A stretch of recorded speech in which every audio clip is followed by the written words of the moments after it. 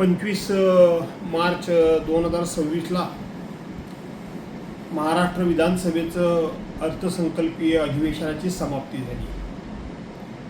या अधिवेशनामध्ये आम्ही कोकण विकासाबद्दल स्वतंत्रपणे विधानसभा अधिनियम 101 अन्वये चर्चा घडवून आणलेली होती।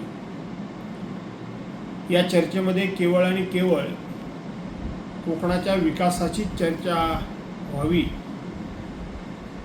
हीच आमची अपेक्षा होती। त्याच पार्श्वभूमीवर राज्याचे मुख्यमंत्री माननीय देवेंद्रजी फडणवीस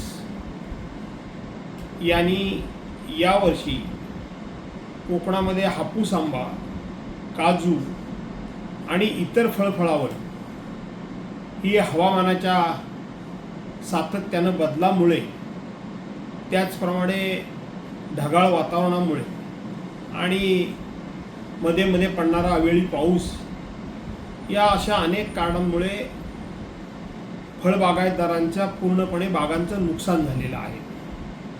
ही बाब आम्ही सर्वच मंडळींनी माननीय मुख्यमंत्री महोदयांच्या लक्षात आणून दिली। त्याचबरोबर कृषी विभाग रत्नागिरी जिल्हा आणि बाळासाहेब सावंत कोकण कृषी विद्यापीठ यांचा सुद्धा अहवाल हा जवळजवळ 80 ते 90% ही पूर्णपणे फळझाडं यावर्षी या सगळ्या आपत्तीला बळी पडलेली आहेत। त्यामुळं फळबागायतदार पूर्णपणे उद्ध्वस्त झालेत असाच तो रिपोर्ट गेलेला आहे। त्याचबरोबर पश्चिम आशियामध्ये जे युद्ध सुरू आहे त्यामुळे थोडा बहुत आखाती देशामध्ये आपल्या कोकणचा हापूस आंबा जाऊन फळबागायतदारांना 2 पैसे मिळायचे, त्या युद्धामुळं आता तेही मिळणार नाहीत। या पार्श्वभूमीवर माननीय मुख्यमंत्री महोदयांनी आंबा बागायतदारांना हेक्टरी किमान 5 लाख रुपये आणि काजू बागायतदारांना किमान 3 लाख रुपये हेक्टरी मदत करावी अशी आग्रही मागणी मी स्वतः केली होती। बाकीच्या मंडळींनी देखील तशाच प्रकारचं समर्थन केलं होतं आणि मुख्यमंत्री महोदयांनी अगदी मी मदत करतोच अशा प्रकारचं आश्वासन आम्हा सर्वांना दिलं। परंतु 25 तारखेला अधिवेशन संपता माननीय मुख्यमंत्री महोदयांनी या आंबा काजू बागायतदारांना मदतीची घोषणा केली। ही केवळ कोकणातल्या लोकांची टिंगलटावाळी तर फक्त नाही, तर क्रूर चेष्टा केलेली आहे।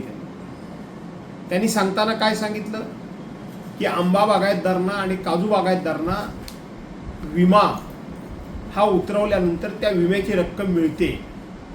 अहो मुख्यमंत्री महोदय, महाराष्ट्रामध्ये बाकीचे देखील वेगवेगळी शेतकरी पिकं घेणारे आहेत, त्यांना देखील विमा योजना लागू आहे। पण त्यांना देखील विमा योजना लागू असताना त्यांचं जर नुकसान झालं तर तुम्ही त्याला स्वतंत्रपणे मदत करता, पॅकेजच्या रूपानं मदत करता आणि कोकणाला काय सांगता की विम्याची रक्कम तुम्हाला मिळणार आहे।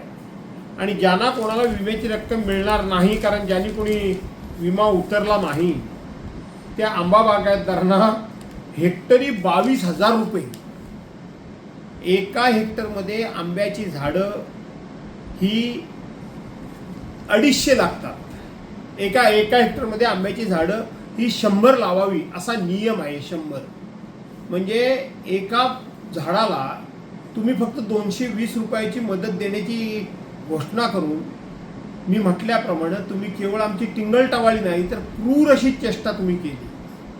काजू बागायतदारांना 16,000 रुपये आपण देऊ असं आपण सांगितलं आणि जोर काय दिला तर विम्याची रक्कम ही त्यांना मिळणार आहे। कोणाला मिळत नाही विम्याची रक्कम, सर्वांना मिळते आणि फक्त कोकणाकरता हा निकष लागला। हे जेव्हा माननीय मुख्यमंत्री महोदयांचं मी निवेदन ऐकलं, खरं सांगायला गेलं तर रागाबरोबर संतापाबरोबर खंत देखील वाटली की आमच्या कोकणाची सातत्यानं कशी उपेक्षा होतीये त्याचं हे उदाहरण आहे। आणि म्हणून माननीय मुख्यमंत्री महोदयांनी या सगळ्या गोष्टीचा फेरविचार करावा आणि त्याचबरोबर कोकणातल्या या सगळ्या फळबागायतदारांनी सुद्धा या संदर्भामध्ये आवाज उठवायला हवा.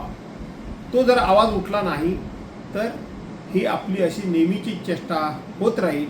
आणि म्हणून माननीय मुख्यमंत्री महोदयांच्या या घोषणेचा मी तर या ठिकाणी निषेध करतोच, परंतु पुन्हा एकदा विनंती करतो की आज राजकीयदृष्ट्या सुद्धा कोकणानं तुमच्या पाठीमागं मोठं बळ उभं केलेलं आहे.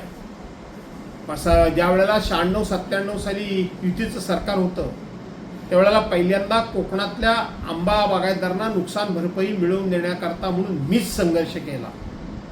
मीच त्यावेळेला नामदार मनोहर जोशींना सभागृहामध्ये रोखून धरलं, अडवून धरलं आणि त्यावेळेला हेक्टरी 10,000 रुपये मिळाले होते. आज त्या गोष्टीला किती वर्ष झाली. आणि म्हणून ही कोकणाची उपेक्षा माननीय मुख्यमंत्री आणि राज्यकर्त्यांनी थांबवावी अशी माझी विनंती आहे.